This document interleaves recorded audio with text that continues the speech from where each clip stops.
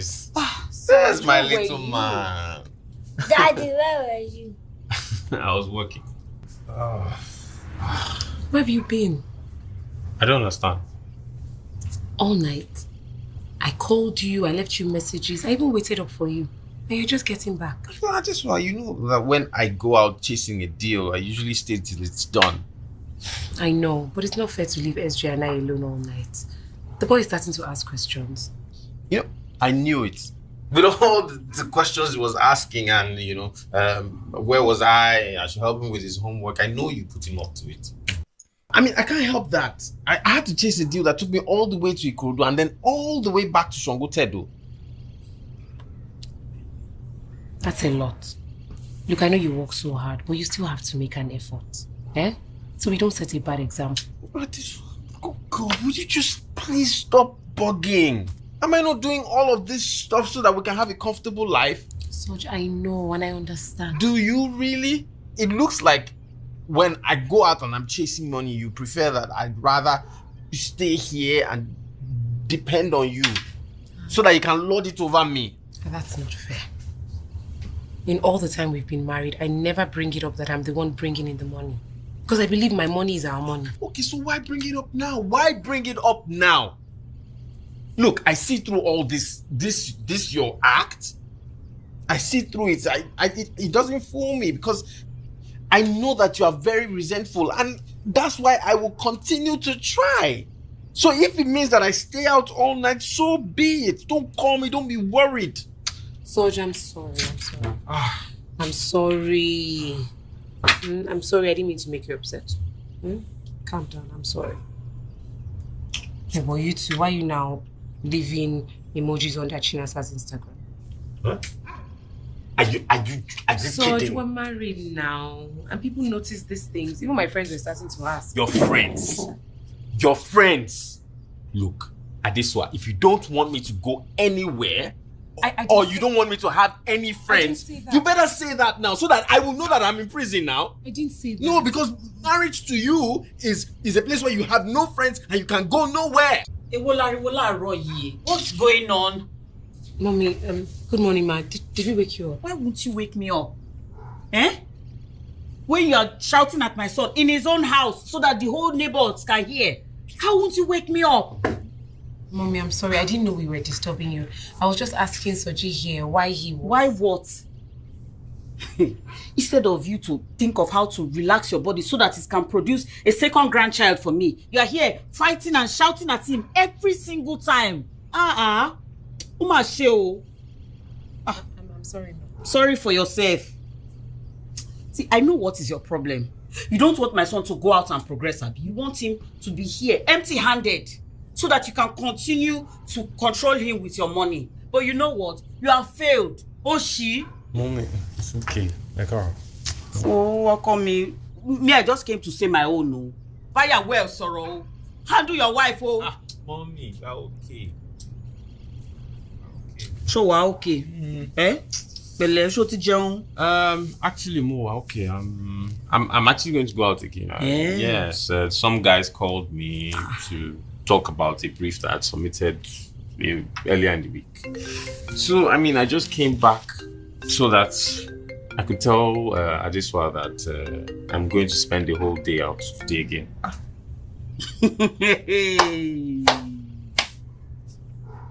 Say you, Malaysia. So you are taking permission from your wife to go out? Hey, Soji, Okorinye, you are the man of the house. Shebo shewe. Do you hear me? Do as you like. Mommy. Tori le gbe ni.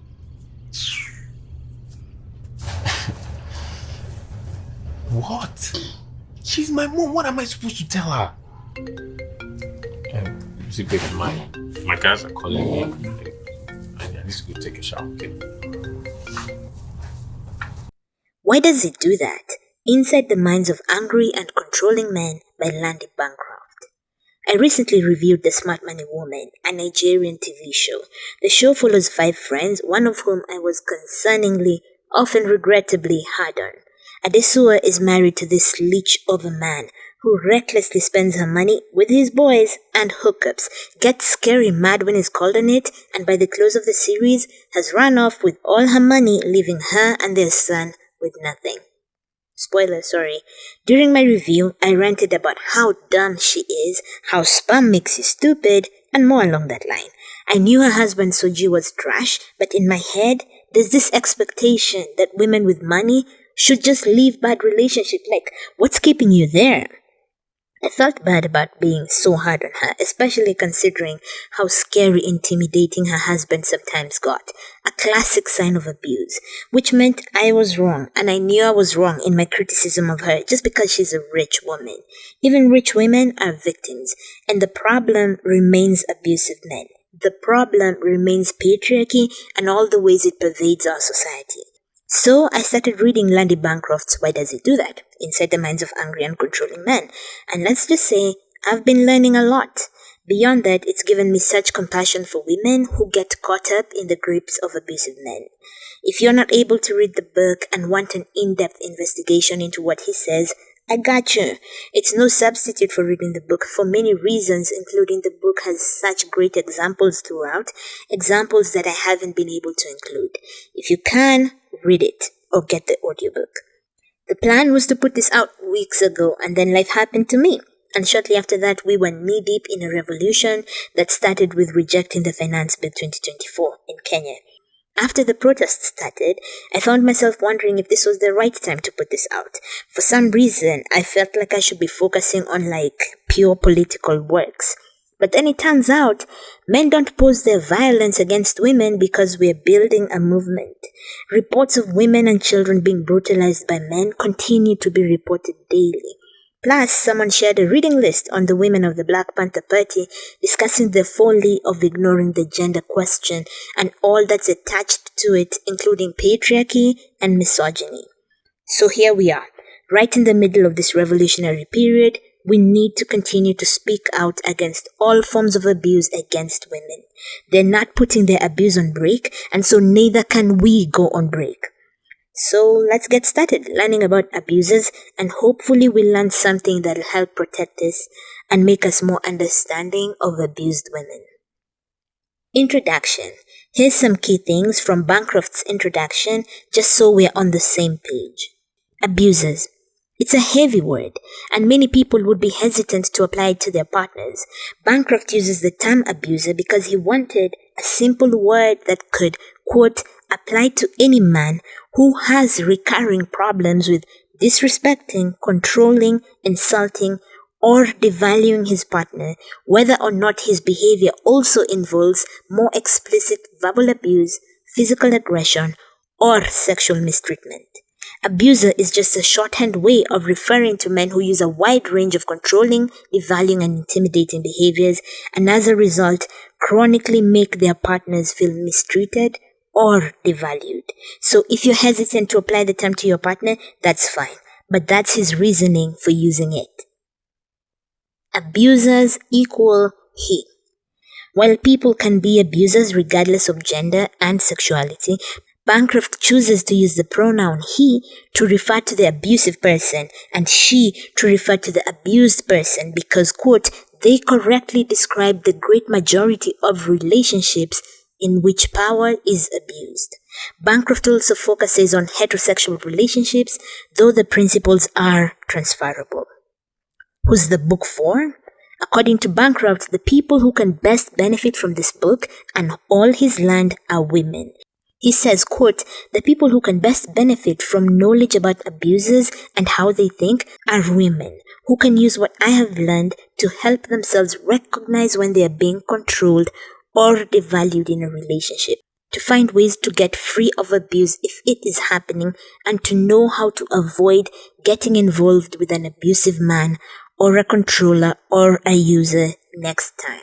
The purpose of this book is to equip women with the ability to protect themselves physically and psychologically from angry and controlling men. About the work he does. When Bancroft got started, they had a program for men who abuse women. The men who attended his program then did so under heavy pressure from their female partners who were threatening to leave the relationship. Later on, they started getting clients who were mandated to attend by the courts. This second group was more violent, but get this, they weren't that different from the first group that was forced by their partners to attend. Bancroft says during the 1990s, the legal system became much more involved than it had been in the past in responding to domestic abuse, with the result that court-mandated clients started at first to trickle in and then to pour in the doors of our program. These men often had a much greater propensity for physical violence than our earlier clients, sometimes involving the use of weapons or vicious beatings resulting in the hospitalization of their partners. Yet we observed that in other ways, these men were generally not significantly different from our verbally abusive clients. Their attitudes and excuses tended to be the same, and they used mental cruelty side by side with their physical assaults. Equally important was that the female partners of these battering men were largely describing the same distresses in their lives that we were hearing about from women who had been psychologically abused, showing us that different forms of abuse have similar destructive impacts on women. End quote. On abusive versus non-abusive men, he found that abusiveness has surprisingly little to do with how a man feels and everything to do with how they think. The answers to why they behave like they do are in their minds, not their feelings, which are no different from those of non-abusive men. The tragedy of abuse. Quote, abuse of women in relationships touches an unimaginable number of lives. The U.S. Surgeon General has declared that attacks by male partners are the number one cause of injury to women between the ages of 15 and 44. The American Medical Association reports that 1 woman out of 3 will be a victim of violence by a husband or boyfriend at one point in her life, end quote.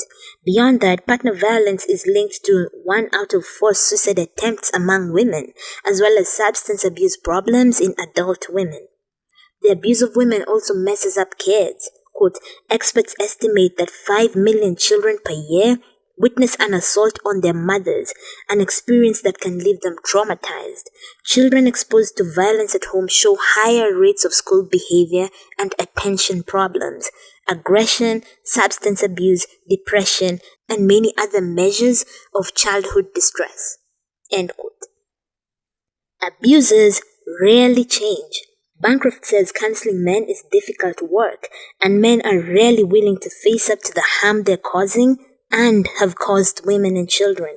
Quote, they become attached to the various privileges they earn through controlling their partner. End quote.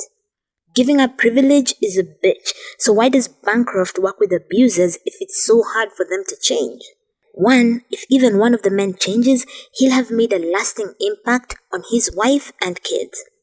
2, it's important for abusers to be called out and forced to reckon with what they have done. 3, this is the most important one for him, he considers the woman being abused his primary client, not the man. Bancroft says, quote, I consider the woman that my client has mistreated to be the person I am primarily serving, and I make contact with her at least every few weeks. My goal is to give her emotional support, help her learn about counseling and legal services that exist for her in her community, usually for free, and help her get her mind untangled from the knot that her abusive partner has tied. I can make it more difficult for him to manipulate her, and I may be able to warn her of underhanded maneuvers that he is planning or of escalation that I'm observing. As long as I stay focused on the woman and her children, as those who are most deserving and in need of my assistance, I can almost always make a positive contribution, whether or not my abusive client decides to seriously face his own problem. End quote. Caution. As we delve in, Bancroft reminds us that while reading this book can be clarifying, it can also be painful and distressing. So find someone you can talk to, or even an abuse hotline if it unearths more than you can handle on your own. Bancroft says something interesting about the importance of finding someone you trust, someone you can open up to if you have concerns about your relationship. He says, quote, "This is probably the single most critical step you can take toward building a life that is free from control or abuse." End quote. This is why women speaking up and sharing their stories is a lifesaver. Find someone you trust. In closing, Bancroft says abusers can be so unpredictable in their behavior, leaving their partners perpetually confused as they turn the relationship over and over in their minds. He says he hopes with this book to clear away all that confusion that a man's abusive behavior creates. He'll help you identify what your partner is doing and why. No more confusion and endless thinking with your mind focused on just this one thing. You'll be free to focus on other things and go back to living your life. End of introduction.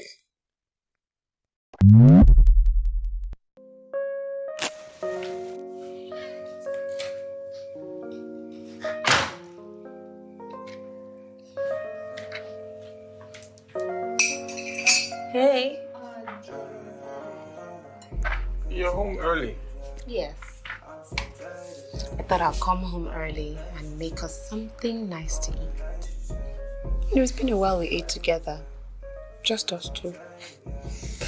So sit down. Really tired. I know. Actually, I have another reason for this. Celebrate your contract signing. How did it go? Babe, it didn't go as planned. Oh. It's so frustrating. The deal fell through at the last minute. Again? How? What's the meaning of that? What do you mean again? Oh, because it's Soji, it will fail, Abby? No. No, I know I've been skeptical, but not in this way. And I know you've been working very hard, and things have not been going well. But it's okay. Don't despair. Let's just forge ahead. Huh? So what's your next move? My next move, can't you just let me breathe? Okay, babe. Just calm down. Just relax. No, actually, never mind that. We'll talk about all of that later. When you come back to our bedroom tonight. Look, babe. I know, we've had some time apart and it's done us some good, but I think it's time you come back to our bedroom. I miss you. And I know I'm sorry that I made you so upset that you had to move out. But I want you to come back. I agree that us spending time apart has done us some good. It has given me some time to think and, to just get myself together. Which is why I think we should spend some more time apart.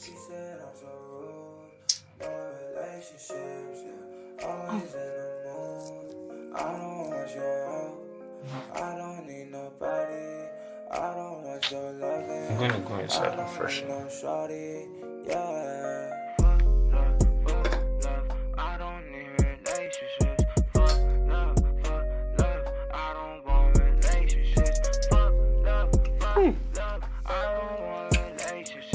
That's for the food. Nice.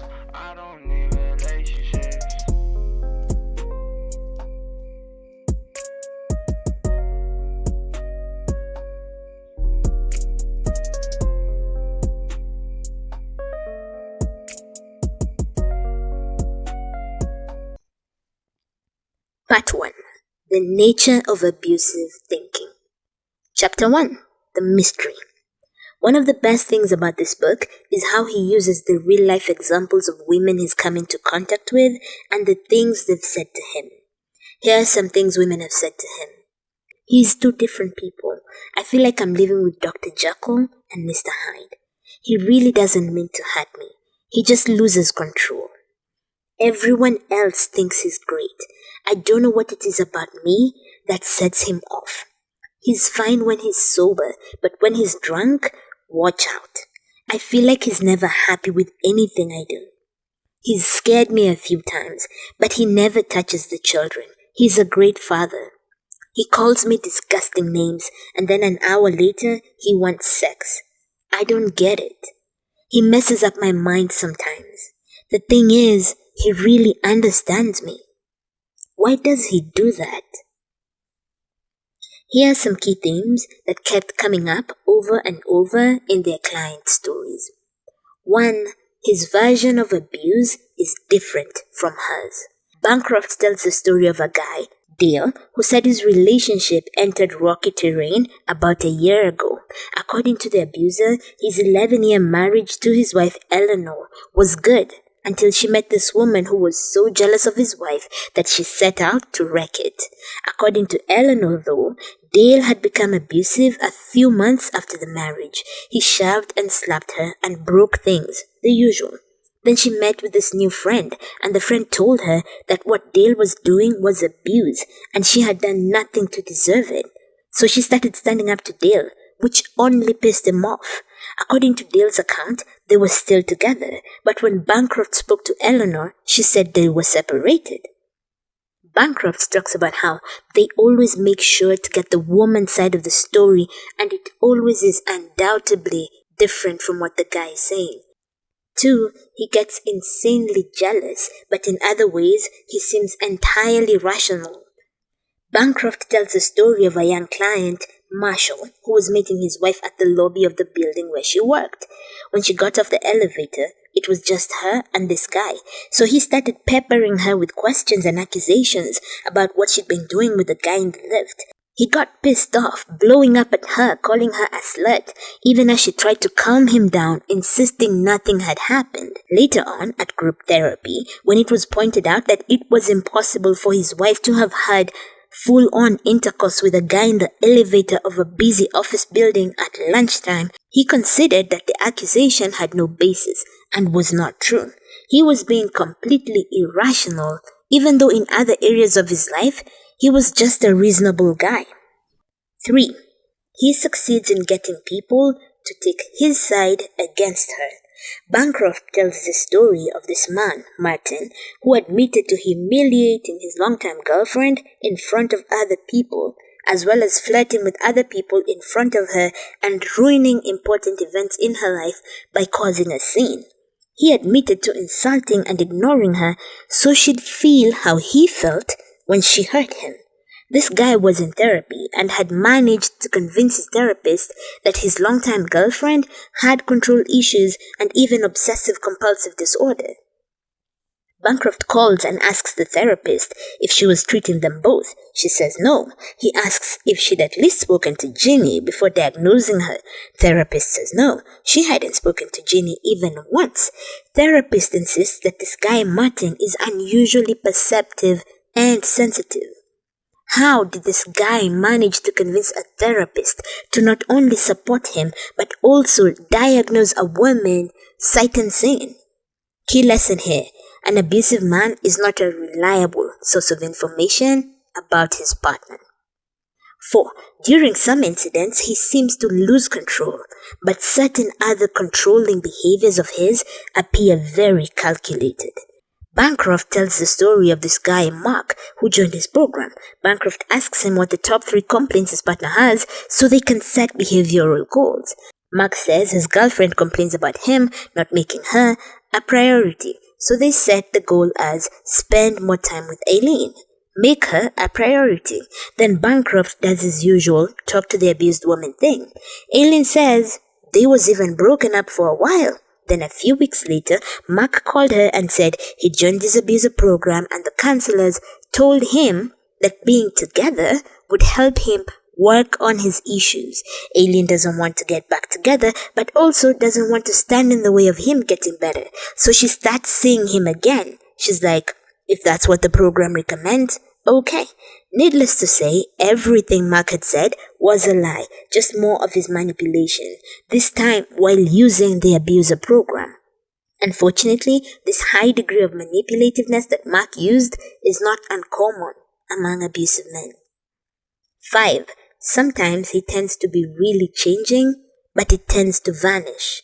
Bancroft tells the story of this guy, Carl, who during their group sessions would say things like, I can see that I've got work to do on my attitude, and I learned a lot tonight about how excuses keep me from changing. I'm really glad I met you because I think if I wasn't hearing the things you're saying, I would be headed straight to being locked up, etc.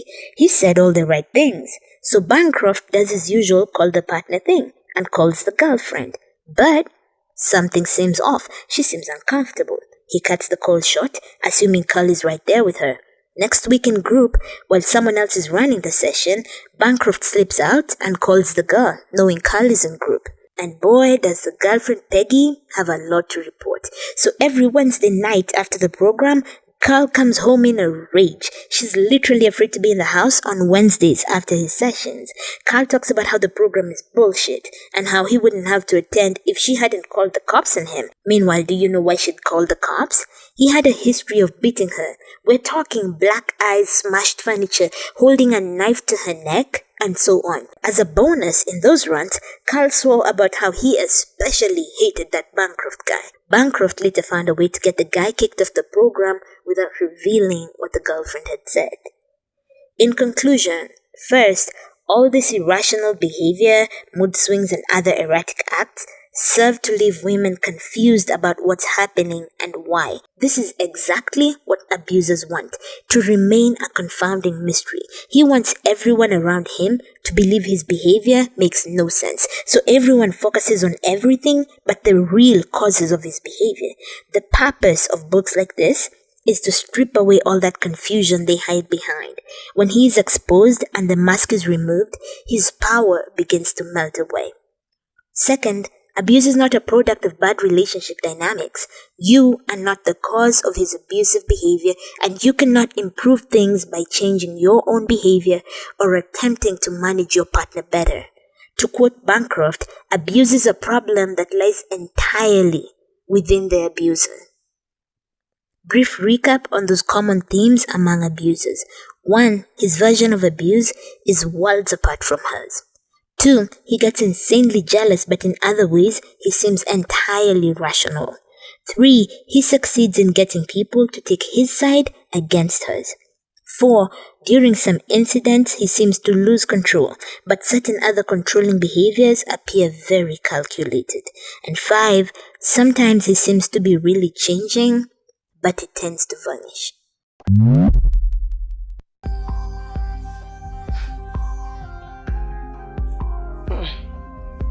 This won't do.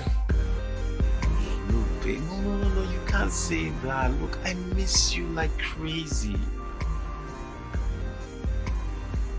Maybe we should get away together? Okay. Let me surprise you. Aww. I love you more.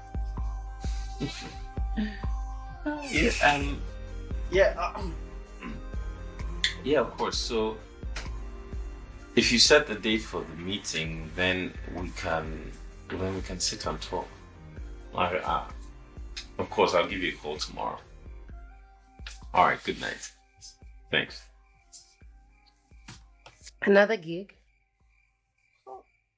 You know, I told you that being here gives me the clarity to think. Yeah, I mean, I'm not going to stop arranging to make you and SJ comfortable.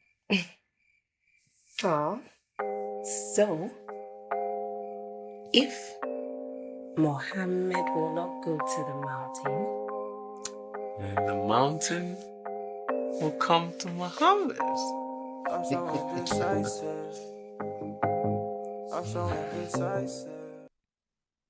Chapter 2. The Mythology. Here are some things abused women have said to Bancroft. He's crazy. He feels so bad about himself, I just need to build up his self-image a little. He just loses it. He's so insecure. His mother abused him, and now he has a grudge against women, and he takes it out on me. I'm so confused. I don't understand what's going on with him. What do a magician and an abuser have in common? They both trick you into looking in the wrong direction, distracting you so you won't notice where the real action is. So these tricks to keep you from looking in the right place include shaping your view of his past partners and relationships. They actively work to keep you from talking to the exes directly and prepare you to disbelieve them should you ever speak. It's because they know if you spoke, you'd see the pattern of his conduct. Let's talk about the many myths abusers have made up and shared throughout our culture. Bancroft has this fun exercise he suggests. Pause and write down everything you have ever heard or believed about where an abuser's problem comes from. Then we debunk those origin stories one at a time. So if you want to play, pause and do the tiny exercise. You'll enjoy it, I guess. What reasons have you heard about why men are abusive?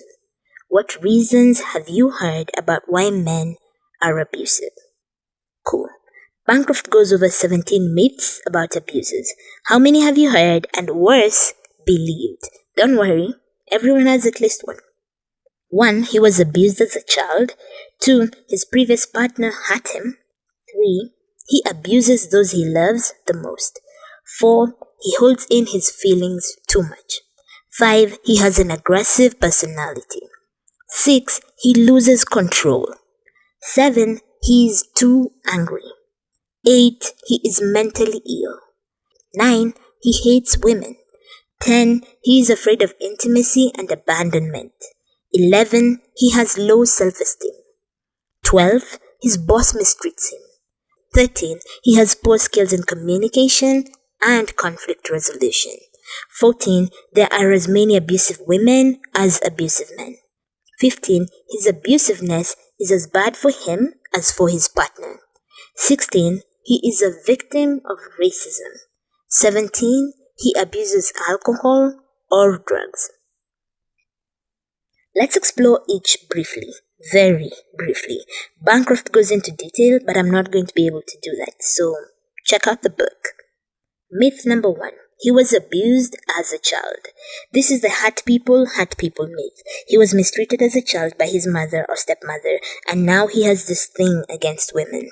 This is a perfect way to escape responsibility because it makes you sympathetic toward him and lays the blame of his abusive behavior on some other person, some other woman. Research finds the link between suffering childhood abuse and abusing women to be weak. In fact, men who are victims of childhood abuse are more likely to be violent towards other men. There was a revealing study that was done in which a researcher asked child sexual abusers if they had been sexually victimized as children. 67% of the men said yes. Then the researcher informed them he'd be hooking them up to a lie detector test and asked the same question. The percentage of men who still answered yes dropped to a measly 29% from 67%. The other thing Bancroft asks men is, if you're so in touch with what abuse did to you, if those feelings are still so strong as to affect your present behavior, you should be less likely to visit the same abuse on another person, because you know what it feels like, right? Usually after he points that out, they stop bringing up their alleged childhood abuse because it was only ever an excuse, a way to gain sympathy and escape accountability. It was an excuse not to change. Myth number 2. His previous partner hurt and mistreated him. This is a combination of hurt people, and his wicked ex made him like this.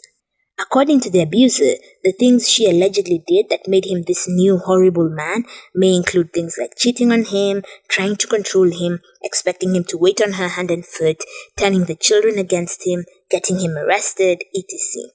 Usually, when you dig a little deeper, none of this turns out to be true. In fact, usually he is describing his own behavior towards her.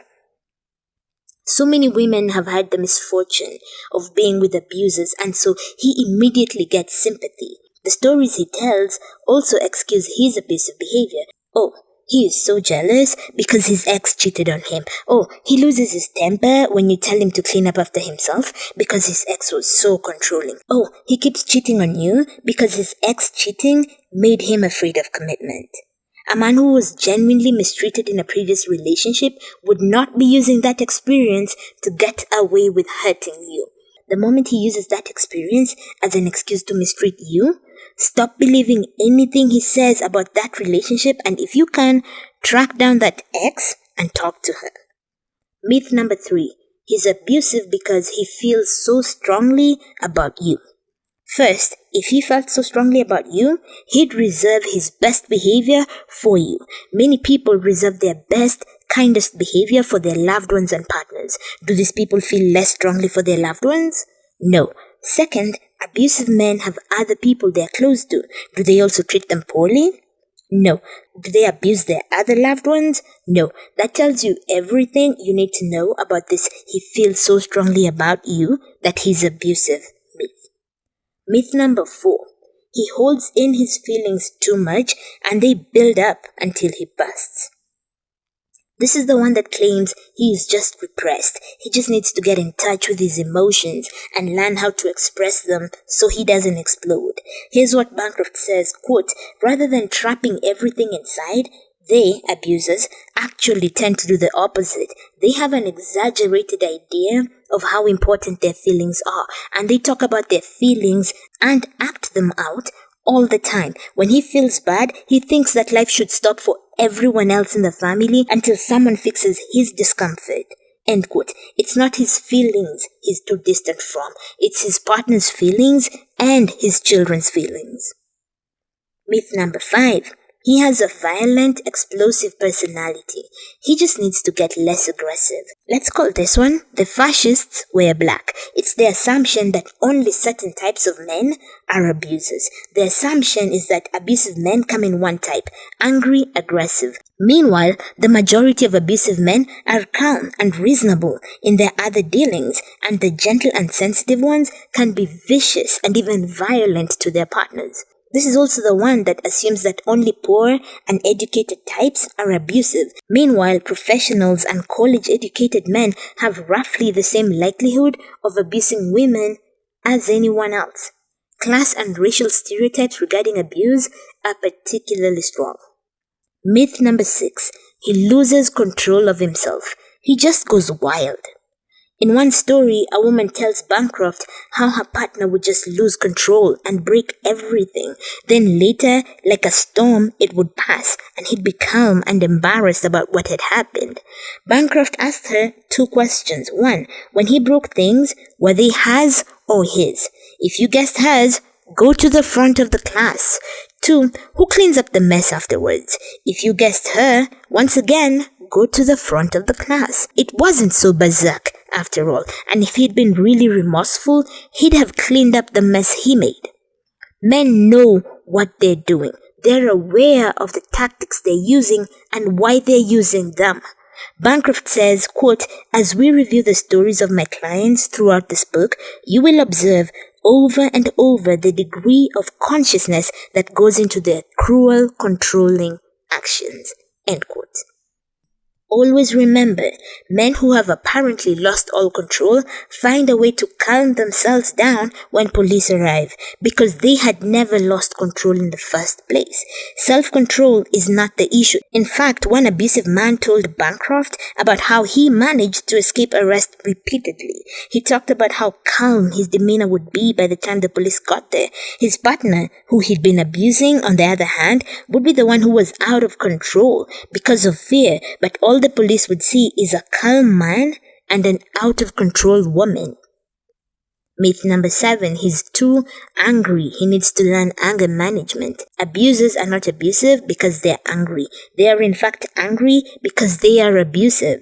Their beliefs and thoughts produce fury, so no amount of anger management would work for them anyway. This is best expressed in this story. This woman's 12-year-old son had been missing for 2 days, and she was distraught and focused on that alone, looking everywhere for him. Meanwhile, her new husband was slowly approaching boiling point until he eventually exploded, yelling, I am so sick of being ignored by you. It's like I don't even exist. Go fuck yourself. Non-abusive men would never respond like that. They wouldn't be expecting to be catered to and would instead be focused on supporting and comforting their partner. The way abusive men think, the things they believe, are responsible for making them angry. It has nothing to do with their partner or their anger management skills. Abusive men don't have an anger problem. They have an abuse problem. Everyone gets angry, yet not everyone abuses. Perhaps he is most intimidating and most abusive when he is angry, but his abusive pattern is always operating, even when it's not so pronounced. Myth number 8. He's crazy. He's got some mental illness that he should be medicated for. Mental illness doesn't cause abusiveness any more than alcohol does. A mentally ill abuser has to separate though interrelated problems. They have an abuse problem and a mental health problem. Abuse can't also be a product of mental illness if they only abuse one person, their partner. For the abuse to be a product of mental illness, their destructive behaviors would be visited on everyone else in his life, not just confined primarily to his partner. Myth number 9. He hates women.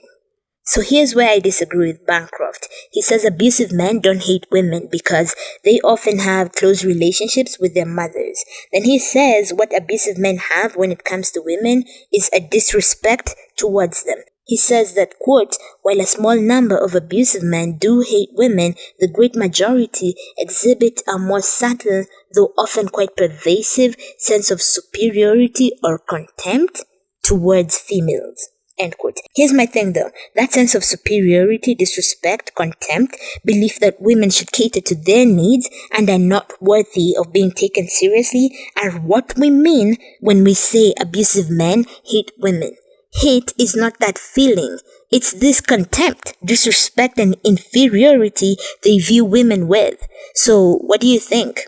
Are you with Bancroft? That is, abusive men don't hate women because they have a close relationship with their mothers or sisters or whoever else? Or are you with me? That disrespect and contempt constitutes hate? Let me know in the comments, please. Myth number 10. He is afraid of intimacy and abandonment. First, all kinds of people are afraid of intimacy and abandonment who don't abuse their partners. Second, wife abuse is just as severe in cultures where there is no expectation of intimacy between husbands and wives, where marriage has nothing to do with real emotional connection. Third, some abusive men keep their distance the entire time, so they never even risk triggering whatever fear of intimacy they may have. Yet the abuse continues.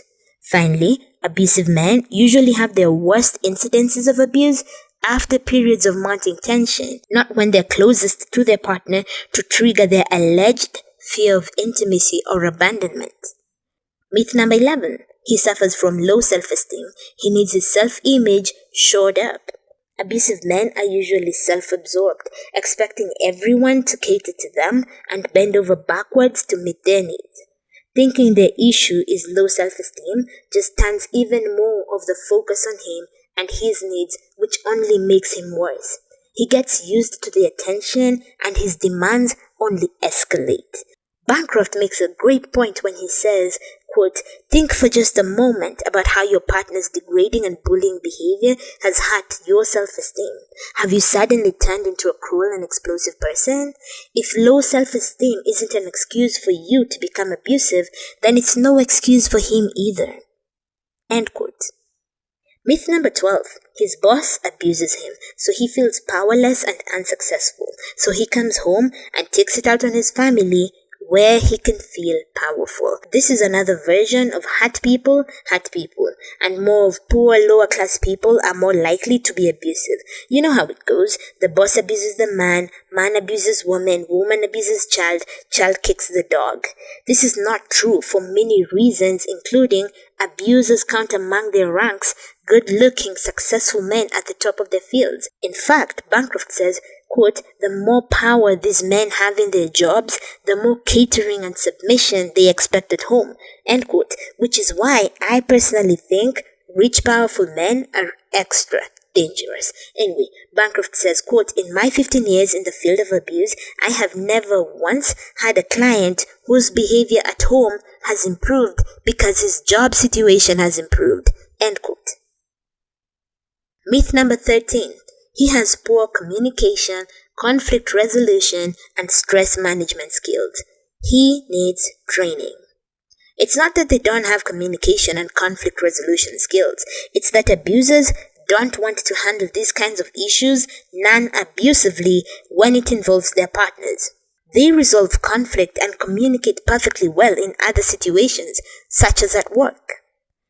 Myth number 14. There are just as many abusive women as men. Abused men are invisible because they are ashamed to tell.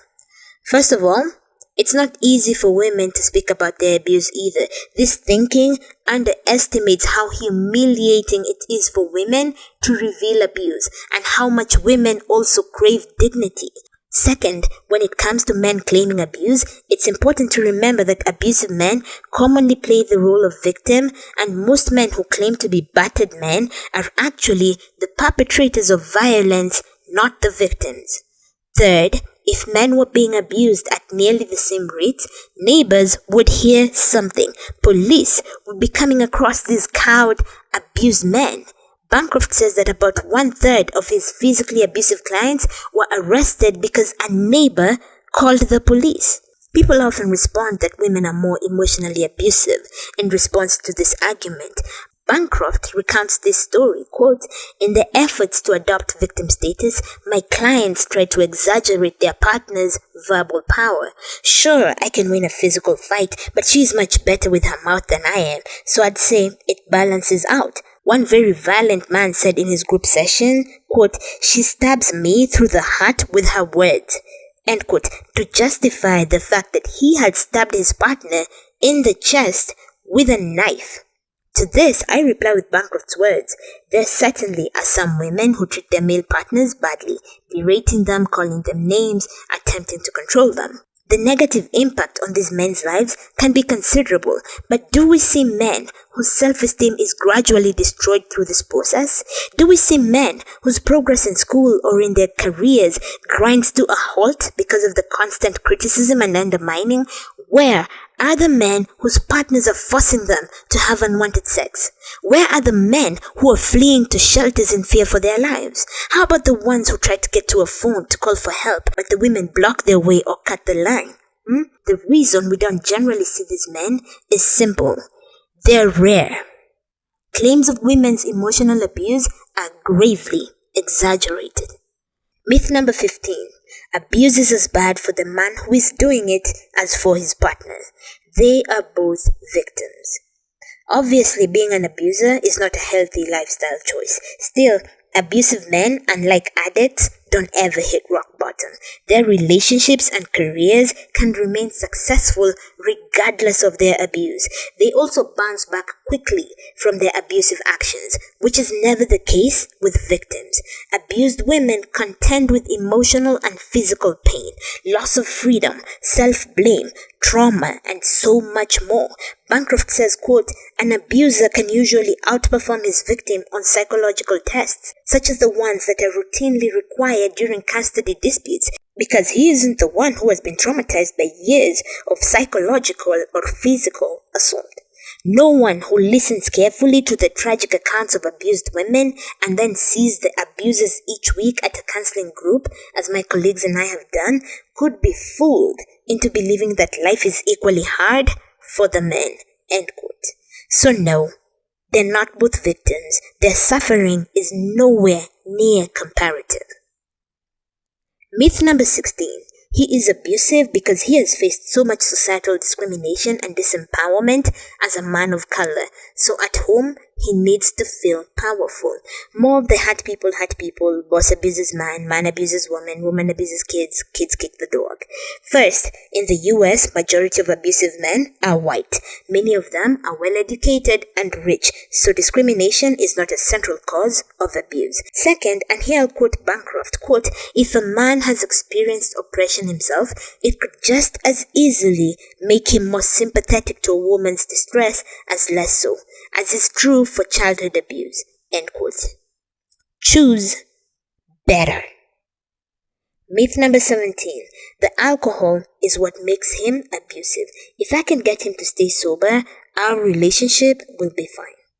Alcohol cannot create an abuser, and sobriety cannot cure one. Abusiveness can only be overcome by dealing with abusiveness. If a man is an alcoholic, they have two problems: alcoholism and being abusive, which is often a product of their beliefs and virtues. Brief recap. Here are the common myths about abusive men out there. 1. He was abused as a child. 2. His previous partner hurt him. 3. He abuses those he loves the most. 4. He holds in his feelings too much. 5. He has an aggressive personality. 6. He loses control. 7. He is too angry. 8. He is mentally ill. 9. He hates women. 10. He is afraid of intimacy and abandonment. 11. He has low self-esteem. 12. His boss mistreats him.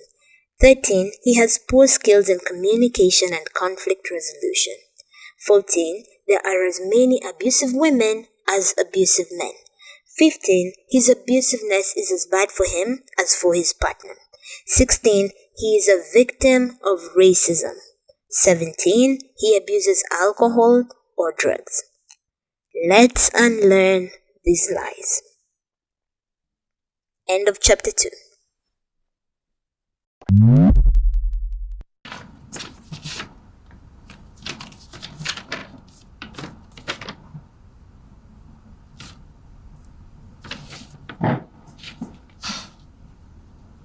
Baby girl. What happened last night, man? You just left before I woke up. Last night was really something. Like we were when we just got married. Eh? I don't know, Sochi. What's wrong? This. Why did you do this? Oh, that. All that? What do you want me to say now? Sochi, I thought we had dealt with this now. I thought we had a plan. We did. I mean, we do. And so why did you miss your last 2 payments of this debt to the bank? No. This was your debt. Huh? And because of our partnership and all the things I believe that we agree on, family and everything, I agreed to help you repay this thing. This why it's not. No, Soji. I'm paying the interest and half of the principal of this thing. All you have to do is pay the rest. Does it have to fall to me to sort it out before they come for all our assets? This why, take it easy now. It's not that serious. Soji, are you joking? Look. What is it now? What is it? Why are you attacking me? You know if I had the money, I'll pay for this thing. Oh, really? You would? Would you really? Because you always have money to go out with the guys and pick the tab. You have money to buy SJ big, expensive, unnecessary gifts and tech gadgets. You have money to buy yourself clothes, shoes, sunglasses. When it comes to bills, it's never necessary. Something must go wrong. Hey, Adeswa, what's that wrong? What is it now? It's too early for me to be listening to all this kind of nonsense. I beg. Promised SJ I was going to drop him off. Chapter 3. The Abusive Mentality. Here are some things abused women have said to Bancroft. His attitude always seems to be, you owe me. He manages to twist everything around so that it's my fault. I feel suffocated. He's trying to ruin my life. Everyone seems to think he's the greatest guy in the world. I wish they could see the side of him I have to live with. He says he loves me so much. So why does he treat me like this? People in abusive relationships often doubt themselves and their reality. Bancroft says, quote, when I work with an abused woman, my first goal is to help her to regain trust in herself, to get her to rely on her own perceptions, to listen to her own internal voices, end quote. Brief aside, I love how compassionate this is towards victims. Abusers want to replace your view of reality with theirs. They work to make you doubt yourself so they can control you. To counter the myths about abusers, here are some truths and realities. Reality number 1, he is controlling. Controlling behavior comes in many forms. Here are just a few examples Bancroft came across. 1, the man who required his children to do calisthenics, which is a type of strength training exercise, every morning before school. 2, the wife who was not allowed to speak to anyone without his permission. 3, the man who would make his wife change if he didn't approve of her outfit. 4, the man who would sit back at the dinner table and comment like a restaurant reviewer on the strengths and weaknesses of the food his wife made. 5. Men who maintain full control of the television, which is common among many abusers. Some common spheres of control for abusive men include 1. Arguments and decision making. Abusers believe they know what's best for you and the relationship, and that they must maintain control and authority. They also believe they have the right to take whatever steps necessary to establish their will, even if it includes abuse. If an issue is important to them, they must have their way. 2. Personal freedom. An abusive man considers it his right to control where his partner goes, what she does, what she wears, when she should be back home, etc., and feels that his partner should be grateful for any freedom he grants her. This is the kind of man who uses language like, I let her do this and let her do that. Those who don't outwardly forbid certain behavior may constantly make negative comments about someone until their partner stops hanging out with that acquaintance. A strategy that's so effective because the woman may even believe it was her decision to end that relationship or stop that particular activity or even lose weight because of his constant negative comments about fat people. Number 3. Parenting. Abusers often consider themselves the final authority in parenting, even if they do little of the actual work related to parenting.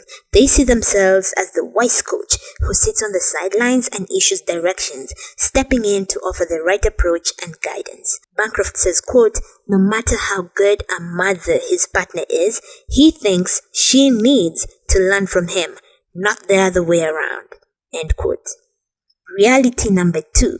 He feels entitled. Entitlement here refers to the abuser's belief that he has a special status and that it provides him with exclusive rights and privileges that do not apply to his partner. This specific attitude is what drives abuse. Some rights the abusive man awards himself include 1. Physical caretaking. This is the focus of the more traditionally minded abuser.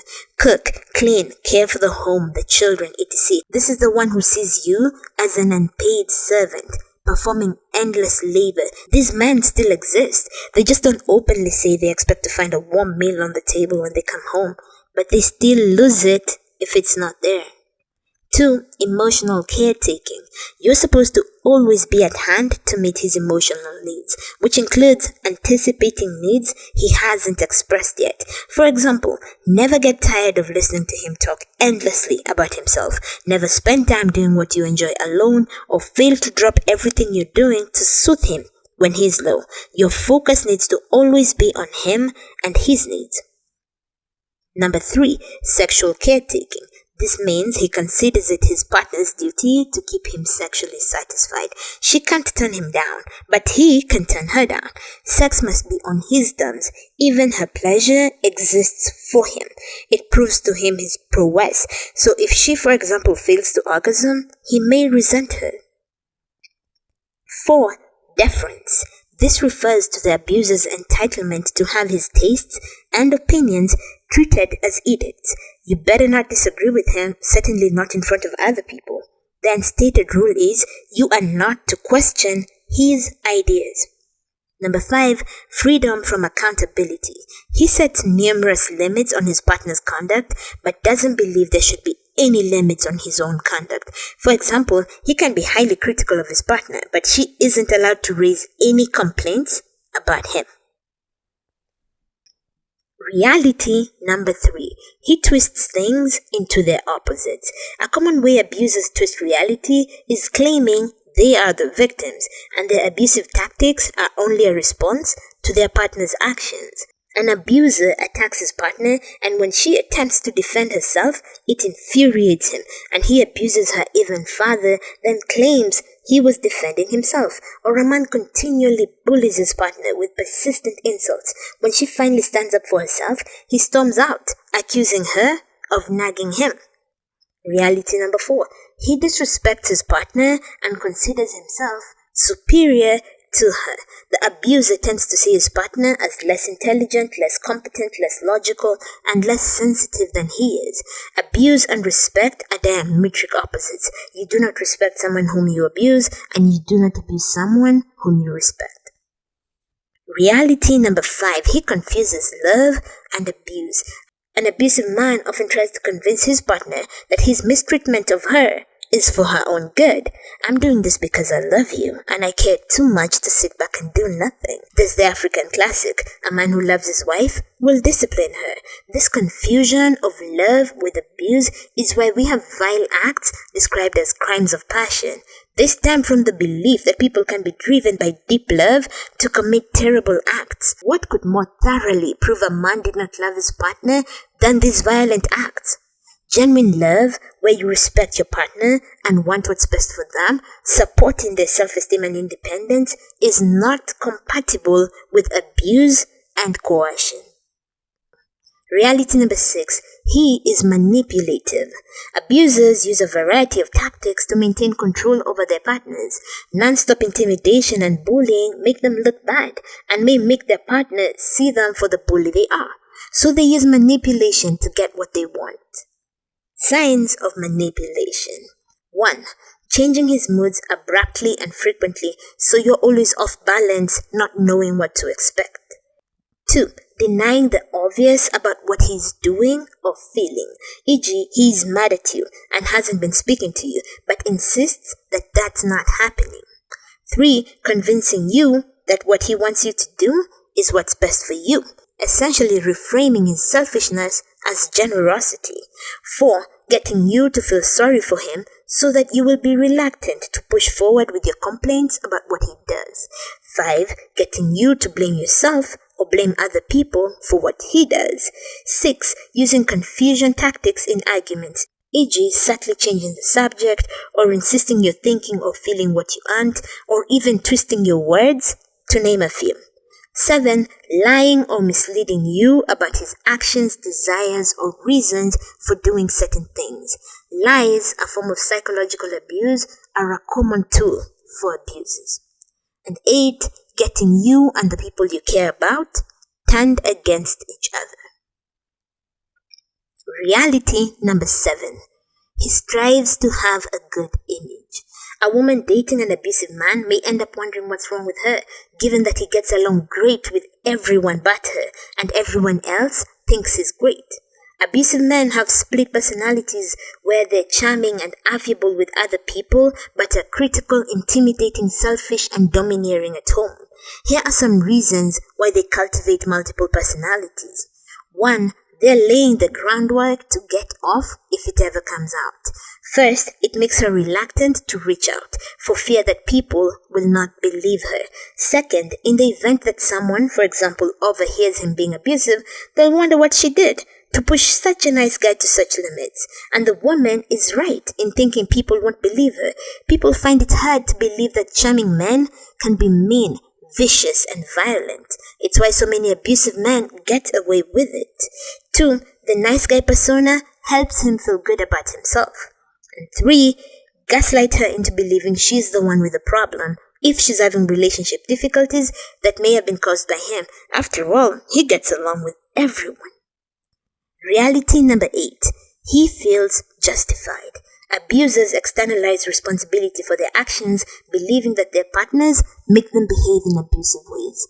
This is expressed in statements like, "She knows how to push my buttons. She wanted me to go off, and she knows how to make it happen. She pushed me too far. There's only so much a man can take. You expect me to just let her walk all over me? What would you do?" Everyone is responsible for their actions but them, and the someone who's to blame is usually her. Reality number 9. Abusers deny and minimize their abuse. If a man is abusive, of course he'll deny it. If he was ready to take responsibility for his actions, he wouldn't be abusive. Men will admit to some abusive behavior, but they don't see it as abusive, and they only admit to a small portion of what they've actually done. To them, it's not as serious as their partners make it out to be. They consistently minimize their abuse. Reality number 10. Abusers are possessive. Possessiveness is at the core of the abuser's mindset, and from here, all his views flow, so that in feeling like he owns you, he sees that he has the right to treat you as he sees fit. This is why abuse tends to get worse as the relationship gets more serious, because he comes to think of you as his prized object. In closing, abusiveness is not a product of a man's emotional injuries or of deficits in his skills. In reality, abuse springs from a man's early cultural training, his key male role models, and his peer influences. In other words, abuse is a problem of values, not of psychology. Brief recap on some key truths about abusive men. 1. He is controlling. 2. He feels entitled.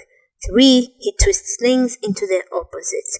4. He disrespects his partner and considers himself superior to her. 5. He confuses love and abuse. 6. He is manipulative. 7. He strives to have a good public image. 8. He feels justified. 9. He denies and minimizes his abuse. 10. He is possessive. Sweet Amazon.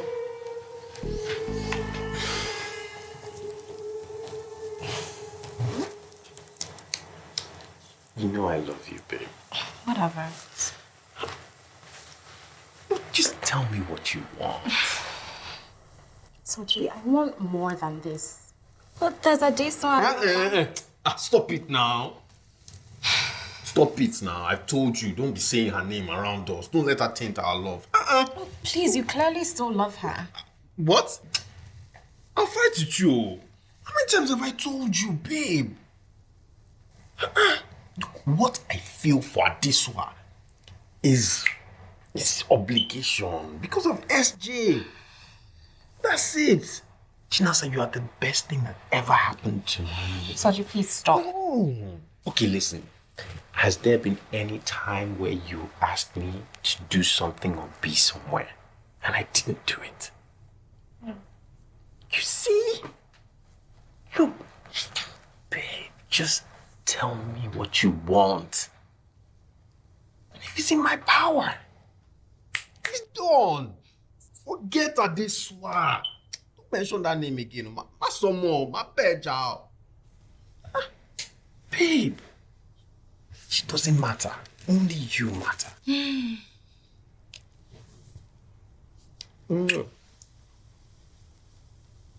So, you're gonna stay tonight? Maybe. But you said you'd do anything. So tell me, what do you...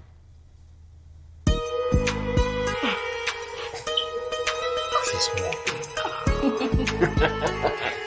Very small.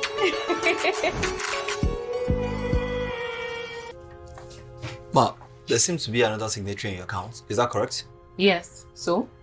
May I know who the other signatory is, please? No. Why? Well, he came in yesterday and requested all the old money be moved to another account.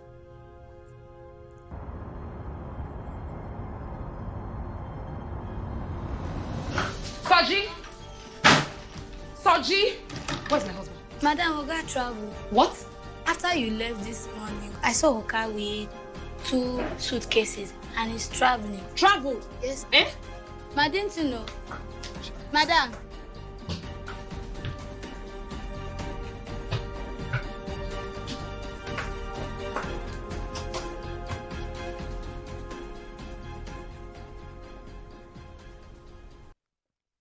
Chapter 4. Types of Abusive Men. Here are some things abused women have said to Bancroft. I feel so bad for him. He's had a really hard life. I'm lucky to be with him. He could get any woman he wants. I'm really scared of what he may do to me one day. I shouldn't argue with him because I just come out feeling like an idiot. He's very sensitive. I shouldn't complain so much. He's doing the best he can. He says the reason he cheats on me so much is that he's a sex addict. The tactics and attitudes of abusers vary across the world, with different cultures focusing on specific areas of control and cruelty. Still, abuse doesn't vary that much. Bancroft says, quote, one man uses a little more of one ingredient and a little less of the other, but the overall flavor of the mistreatment has core similarities. assaults on the woman's self-esteem, controlling behavior, undermining her independence, disrespect, end quote. Here are some common types of abusers. 1. The demand man. Expects his partner's life to revolve around meeting his needs and becomes angry when anything gets in the way. It's all take with him, no give. He's highly critical and criticizes her frequently. Nothing she ever does is good enough. He exaggerates and overvalues his own contributions. He's likely to be furious when you make demands of him. Don't ask him to do anything, e.g., housework. He can be less controlling than other abusers as long as he's getting his needs met on his terms. These are the central attitudes governing his behavior. Your job is to do things for me. You should not place demands on me and should be grateful for whatever I choose to give. I am above criticism. I am a very loving and giving partner. You're lucky to have me. Number 2. Mr. Right. He is the ultimate authority on every subject under the sun, including how you should live your life. He finds little value in your thoughts and opinions and seeks to empty your head of such opinions and replace them with his superior ideas. This kind of man speaks like his partner is in danger of her own idiocy and needs to be saved from herself. He is wise and you're stupid. When Mr. Right decides to take control of a conversation, he switches into his voice of truth, giving the definitive pronouncement on what is the correct answer on the proper outlook. Abuse counselors call this tactic defining reality. Over time, his tone of authority can cause his partner to doubt her own judgment and come to see herself as not very bright. The abuser wants her to doubt her mental abilities in this way so that he can control her better. His focus primarily is on telling his partner how to think. This is his area of control. His defense of this type of bullying usually is, I have strong opinions, or I like debating ideas. He isn't interested in debating ideas. He is interested in imposing his own. The central attitudes driving Mr. Right are, you should be in awe of my intelligence and should look up to me intellectually. Your opinions aren't worth listening to carefully or taking seriously. The fact that you sometimes disagree with me shows how sloppy your thinking is. If you would just accept that I know what's right, our relationship would go so much better. When you disagree with me, no matter how respectfully or meekly, that's mistreatment of me. If I put you down for long enough, someday you'll see. 3. The water torturer. The water torturer proves that you don't need anger to be present for abuse. He can assault his partner psychologically without even raising his voice. His tools include low volume, sarcasm, derision, such as openly laughing at her, mimicking her voice, cruel remarks, and twisting things she said. He is relentless in his quiet derision and meanness. When the frustrated woman finally breaks and yells at him, he says, see, you're the abusive one, not me. This abuse is difficult to identify, and so women in their struggle to understand what is happening can end up blaming themselves. This is worsened by the fact that the water torturer doesn't think there's anything unusual about his behavior. The emotional assault can later escalate to low-level acts of violence, such as shoving. Here's what Bancroft says, quote, if you're involved with a water torturer, you may struggle for years trying to figure out what is happening.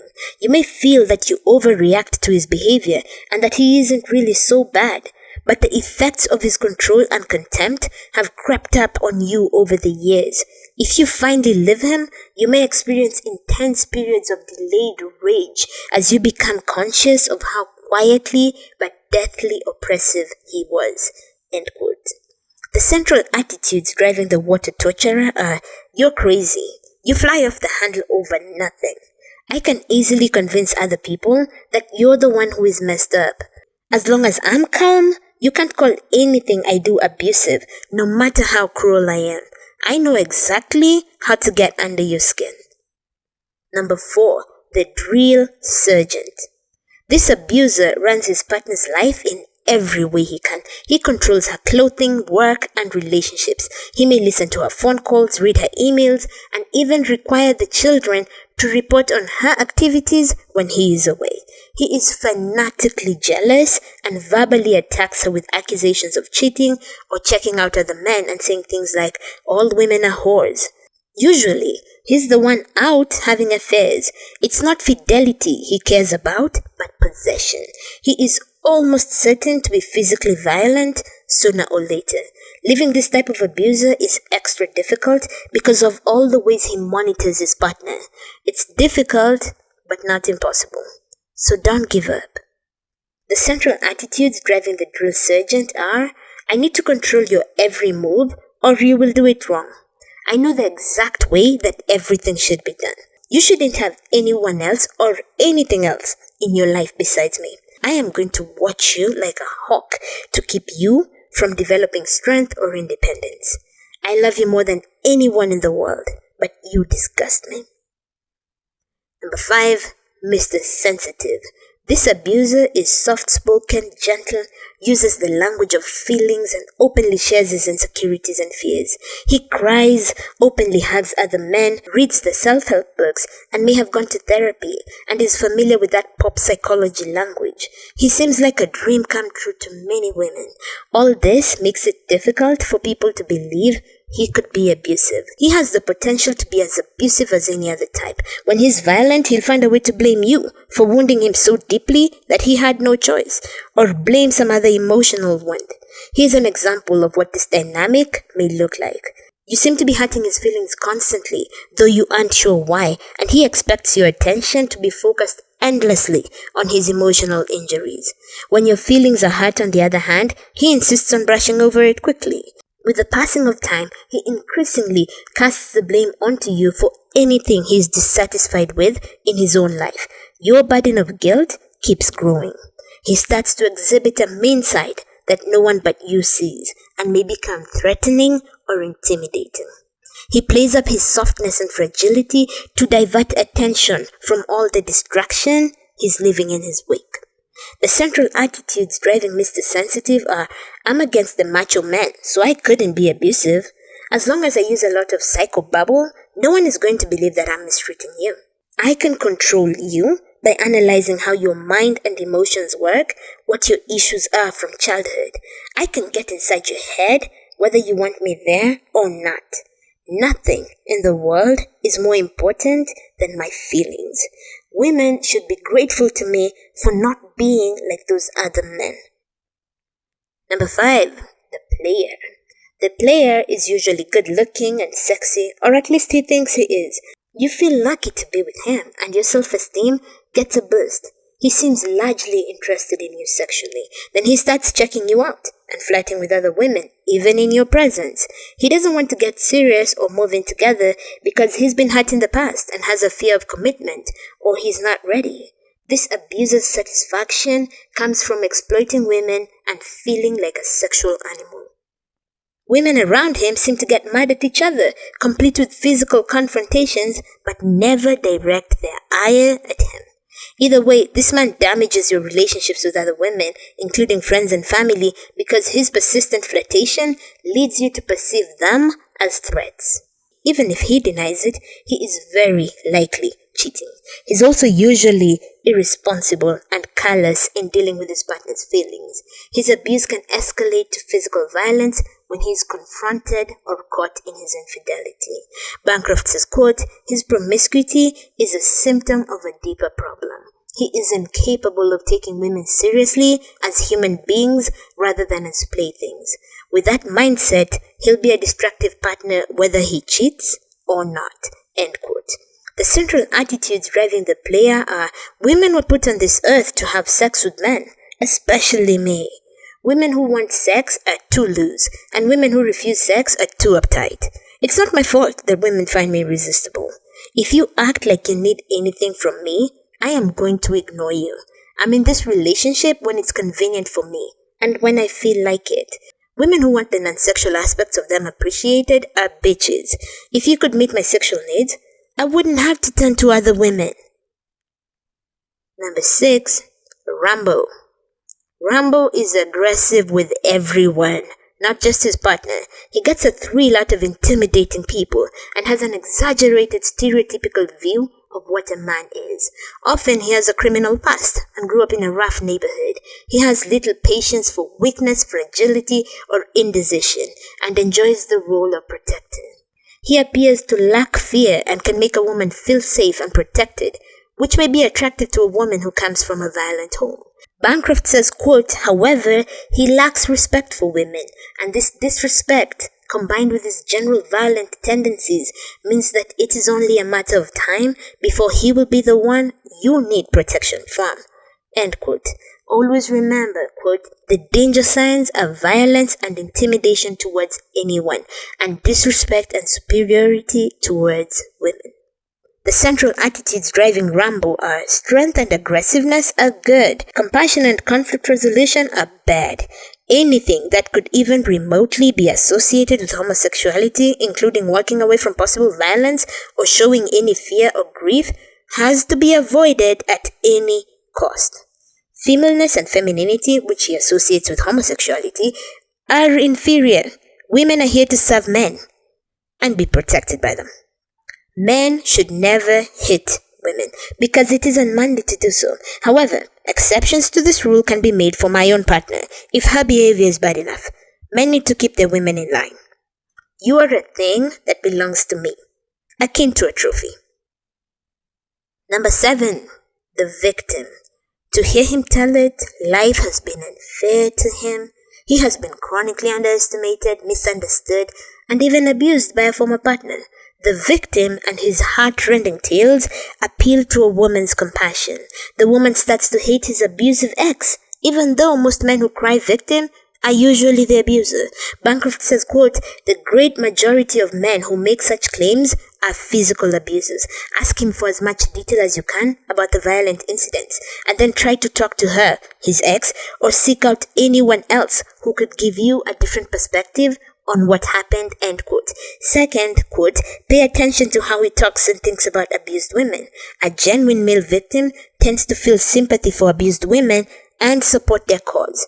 The victim, on the other hand, often says that women exaggerate or fabricate their claims of abuse, or insists that men are abused just as much as women are, end quote. Everything seems to revolve around his feelings. Oh, you don't understand him. You don't appreciate him. You hold mistakes over his head. Usually it's the other way around. And when you point out to him how distorted his statement is, he claims you're abusing him. And it's not just you. Everyone is always wronging him, including neighbors, friends, his boss, total strangers. Bancroft adds, quote, when the victim joins an abuser group, his story tends to go like this. I put up with my partner's mistreatment of me for years, and I never fought back or even tried to defend myself. But I finally couldn't take it anymore, and I started to give her a little taste of what she was doing to me. So now I've been labeled abusive. Women are allowed to do those things, and nobody cares. But as soon as a man does it, he's a pariah. End quote. This line of reasoning many times develops into a discussion of how men are the victims of women in society because women run the world. This is a startling distortion, given which gender actually dominates all legislatures, police departments, judgeships, businesses, and so on ad nauseum. The central attitudes driving the victim are, everybody has done me wrong, especially the women I've been involved with. When you accuse me of being abusive, you are joining the parade of people who have been cruel and unfair to me. It proves you are just like the rest. It is justifiable for me to do to you whatever I feel you're doing to me, and even make it quite a bit worse to make sure you get the message. Women who complain of mistreatment by men, such as relationship abuse or sexual harassment, are anti-male and out for blood. I've had it so hard that I'm not responsible for my actions. 8. The terrorist. This abuser stokes terror in his partner. He tends to be highly controlling and extremely demanding. His worst aspect is though he doesn't necessarily beat her, he reminds her that he could physically rip her to pieces or even kill her. Some abusers know how to terrorize their partners with threats, strange veiled statements, and bizarre behaviors. The terrorist is sadistic and cruel, enjoying causing pain and fear in his partner. Bancroft gives chilling examples of such men. There's the one who would glare at his wife while tapping his fingers on the table, then say to his wife, You have 6 months left. Things better shape up around here. She'd plead with him to tell him what he had planned, but he wouldn't, leaving her in terror. Another man cut out a newspaper article about a woman who had been murdered by her husband, then taped it on the refrigerator. In another case, when this woman told her partner she was leaving him, he responded by spilling the blood of an animal in front of their house. Another client would take out his gun when he was angry at his partner, but would insist that he was just going to clean it and that it had nothing to do with her. Unlike other abusers, the terrorist is likely to have been severely abused as a child. It's important for you to know that you cannot heal him. Usually, the hope of helping him overcome his problem may be what gets you through the terror of living with him as you daily hope he'll get better. The terror of living with this man can make it difficult to even start thinking of ways to escape to safety, but it is possible. Women do manage to get out. The central attitudes driving the terrorist are, you have no right to defy me or leave me. Your life is in my hands. Women are evil and have to be kept terrorized to prevent that evil from coming forth. I would rather die than accept your right to independence. The children are one of the best tools I can use to make you fearful. Seeing you terrified is exciting and satisfying. 9. The mentally ill or addicted abuser. This isn't an independent category since any of the other types of abusers can also have psychiatric or substance abuse problems. It's important to keep in mind that even when mental illness or addiction is a factor in the abuse, it is not the cause of a man's abuse of his partner. Substance abuse, like mental illness, does not cause partner abuse, though it can increase the risk of violence. In addition to the attitudes driving other types of abusers, these attitudes may also be present in an abuser with a mental illness or a substance abuse problem. I am not responsible for my actions because of my psychological or substance problems. If you challenge me about my abusiveness, you are being mean to me. Considering these other problems I have, it also shows that you don't understand my other problems. I'm not abusive, I'm just alcoholic, drug addicted, manic depressive, an adult child of alcoholics, or whatever his condition may be. If you challenge me, it will trigger my addiction or mental illness, and you'll be responsible for what I do. In closing, here's what Bancroft says. Tremendous variation exists among abusive types.